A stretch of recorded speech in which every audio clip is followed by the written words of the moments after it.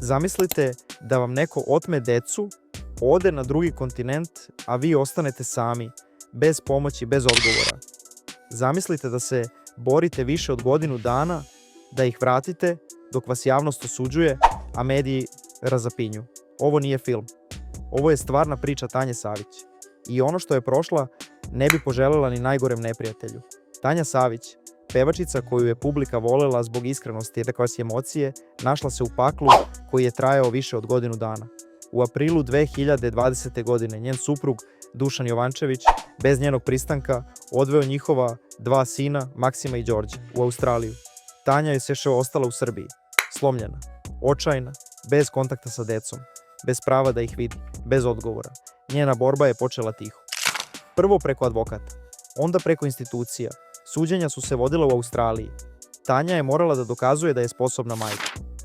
Istovremeno borila se sa medijima, sa javnošću, sa sopstvenim slomom. U jednom trenutku prijavila je Dušana za fizičko i psihičko nasilje. Tvrdila je da ju je zlostavljao, čak i pred decom. On je sve negirao, ali tenzije su rasle. Mediji su počeli da kopaju. Počele su da se pojavljuju optužbe sa obe strane. Dušan je tvrdio da Tanja koristi kokain, da ima afere, da nije stabilna. Tanja je uzvratila. Nazvala ga manipulatorom, nasilnikom, čovekom koji je uništio njenu porodicu.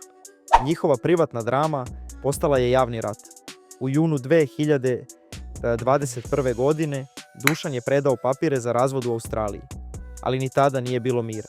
Čak i nakon što je Tanja javno potvrdila novu vezu, Dušan ju je provocirao porukama, pominjao njenog partnera, vređao, uznemiravao.